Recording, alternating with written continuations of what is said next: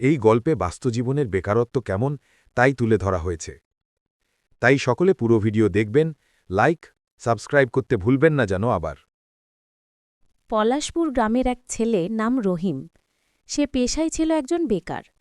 তার বাবা সবসময় বলে, এখন তো কিছু কর, আর কত ঘরে বসে খাবি? তোর বয়সে সবাই কাজ করে, আর তুই কি করছিস? সে অনেক কষ্ট পায় এবং মনে মনে ভাবে, আজকে কিছু একটা করতে হবে, না হলে আর ঘরে ফিরব না।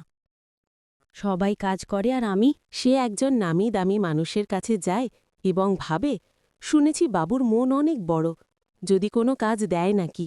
সে তাকে ডাক দেয়, বাবু। কে ডাকে আমায় এই অসময়? দেখি তো, কার আবার কি হলো। দেখি বাহিরে যাই একবার। আসছি, দাঁড়াও। আরে রহিম, কি খবর তোর? কেমন আছিস? কোনো দেখা নেই। তা কি মনে করে আসলি আমার কাছে? বল, কোনো সমস্যা নাকি? বাবু, ভালো আছি। আপনি তো জানেন আমি বেশি পড়াশোনা করতে পারিনি। এখন একটা কাজ খুঁজতেছি। আপনি আমাকে একটা কাজ দিতে পারবেন? অনেক উপকার হতো। না রে রহিম, এখন আমার কাছে কোনো কাজ নেই। থাকলে তোকে অবশ্যই দিতাম। কিছু মনে করিস না। তুই মডলবাবুর কাছে যা, তার অনেক কাজ, দেখ পাস কিনা। সে মন খারাপ করে সামনের দিকে হাঁটতে থাকে এবং বলে, মানুষ বড়লোক থাকলে কত না অহংকার। তার কত কাজ ছিল গরুর খামারে। সামনেই মোড়লবাবুর বাসা। দেখি গিয়ে কোনো কাজ জোটে নাকি। এটাই বেকারদের জীবন, কাজ না পেলে পরিবারও লাথি মারে। কে ডাকে আমায়? রহিমের কলা মনে হল, দেখি তো বাহিরে গিয়ে, ছেলেটা কোনো বিপদে পড়ল না তো। দেখি যাই। কিরে রহিম, কি হলো তোর আবার এই সময়ে? আমার বাসাইতে কি কোনো সমস্যা হলো না তো?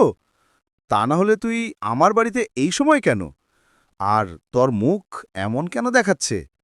বাবু, আপনি শেষ ভরসা। একটা কাজ দিন, নইলে আর বাসাতে যেতে পারবো না।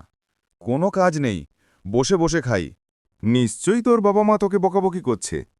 সমস্যা নিব, আমার একটা গজরে ক্ষেত আছে, তুই কালকে আসিস, আমি তোকে নিয়ে যাব।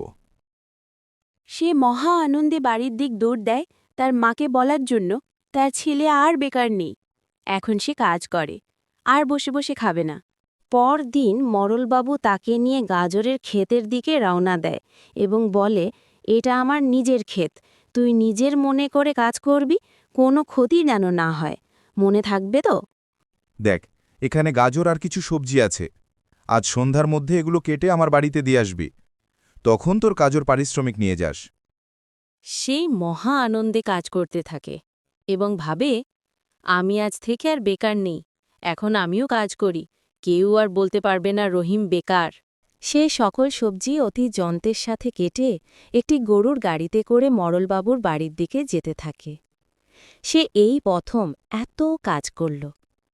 মোড়লবাবু তাকে কাজের টাকা দিল।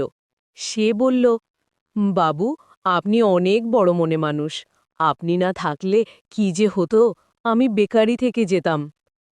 সবার কাছে সে দৌড়াতে দৌড়াতে বাড়ির দিকে যেতে থাকে এই খুশির খবর মাকে দিবে বলে। তার বাবা মা সেটা শুনে অনেক খুশি হল এবং ভাবতে লাগল, কত না অপমান করলাম তোকে। ছেলে মানুষ একদিন তো প্রতিষ্ঠিত হবে, তাকে সময় দিতে হবে। শুধু ছেলেদেরকে অপমান করি, যেটা বাবা মার সবচেয়ে বড় ভুল।